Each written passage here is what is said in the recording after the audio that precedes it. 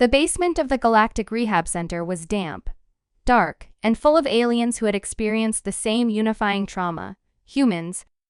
They sat in a circle, perched on cheap, creaking chairs that barely supported the variety of limbs, tails, and appendages. Grulf, a slimy, many-eyed creature, squelched into the center of the group.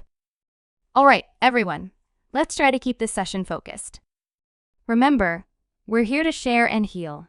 Tonight, we have a special guest speaker, a gray bed until they arrive. Let's begin with our usual check-ins. Who'd like to start? Zornek, a tall, blue-scaled Sarthrexian, flicked his gills in irritation. I'll go first, he hissed.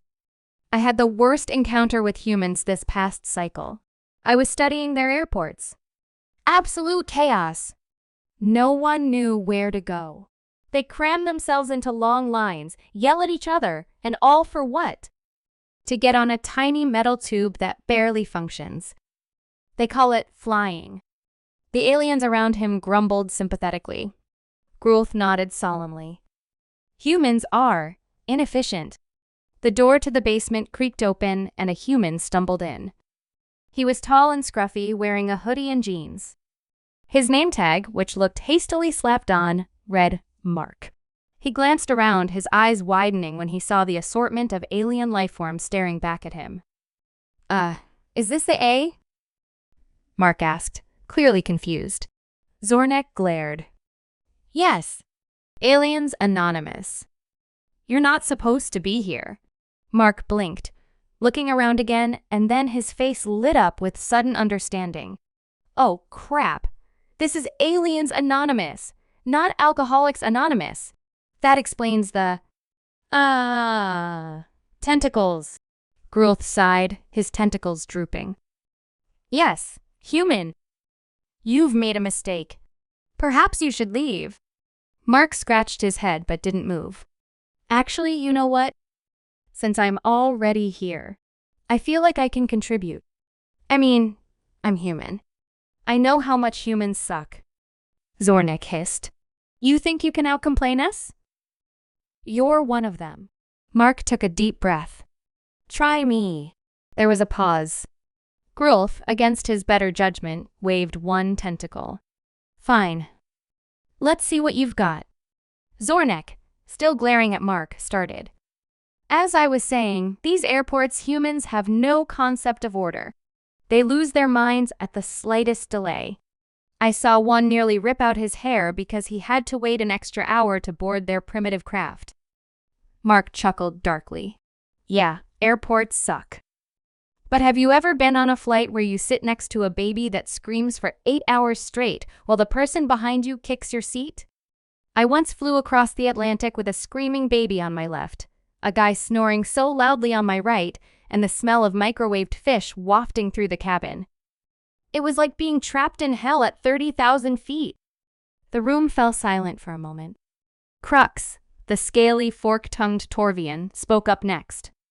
I visited a human city last year. It was filth. Trash everywhere. They build these huge landfills where they just dump their waste. They pollute their own planet like they want to drown in their own garbage. Mark nodded. Oh, the trash situation is awful. But here's a fun fact. Humans will throw perfectly good food in the trash because the expiration date says it's no good even if it's fine. My roommate once threw out an entire pizza because it was 2 days past the date. Meanwhile, I'm eating canned beans for dinner because my landlord raised the rent again. Crux blinked. They throw away food? Mark took a sip of his coffee, clearly warming up to this. All the time, buddy, Zornek grumbled, clearly unhappy that the human was somehow matching his misery. Well, last cycle, I was nearly run over by a human vehicle. I was cloaked, invisible to their technology, but still. They just swerve around each other with no care for anything outside their little world. Mark scoffed. Oh, I've been hit by a car. Twice. Once by a guy who was texting while driving. Didn't even stop. I rolled onto the sidewalk like a rag doll, and he just kept going. People walk like that too. Head down, staring at their phone, walking straight into you like you don't exist. Zornek blinked. You've been hit by your own vehicles? Mark shrugged. It's pretty common. Also, don't get me started on parking tickets. Grulf, watching this unfold, rubbed his many eyes with his tentacles. I'm not sure where this is going anymore. Thraxor, the hulking Zulthurian with 3 heads, chimed in, his deep voice rumbling through the room. My people once tried to conquer Earth, and we were repelled by these tanks. Huge machines with guns. One of my warriors was crushed beneath one. The humans called it a victory. Mark smirked. Tanks? You're lucky. We've got people with military-grade weapons just because they can. I had a neighbor once who owned 3 assault rifles, and his hobby was blowing up old cars in his backyard. He's got a gun collection bigger than my kitchen. Thraxor's 3 heads turned to look at each other in disbelief. You let civilians own weapons of war? Mark laughed bitterly. Let them? We encourage it. The room was silent, the aliens growing more and more baffled by each of Mark's revelations. This was supposed to be their time to vent about the horrors of human interaction, but somehow, this human was outdoing them. Crux tried again, desperate to reclaim the tone of the meeting. I was abducted by your government. They probed me, experimented on me. Mark let out a hollow chuckle. Buddy, welcome to the club. You think they treat aliens bad? Try going to a hospital in the U.S. with no health insurance. I once had to choose between paying rent and getting an antibiotic for a sinus infection. Cost me $500 just to see a doctor for 5 minutes. Growth blinked, his tentacles twitching in stunned confusion.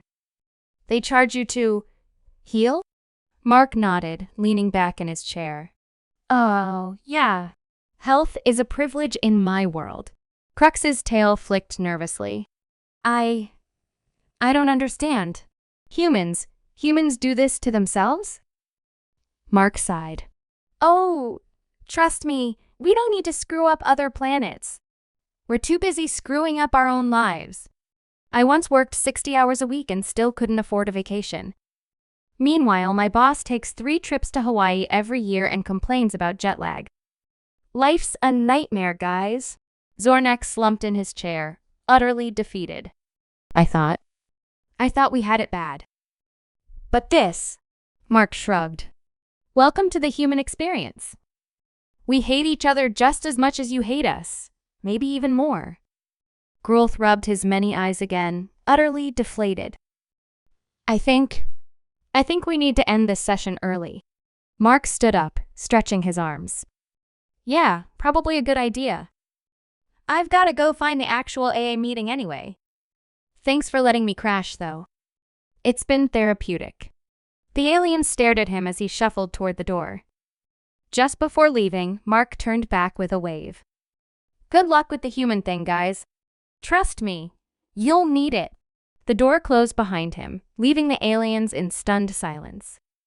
Finally, Zornek muttered, I feel worse. Crux hissed in agreement. The human just out-humaned us. Growth sighed deeply. Next week, no humans. Ever. The group murmured in agreement, thoroughly defeated by the very creature they had come here to escape. Somehow, the human had managed to ruin even their support group, simply by existing. And out in the hallway, Mark was probably complaining about it to someone else, completely unaware of the havoc he had just wrought.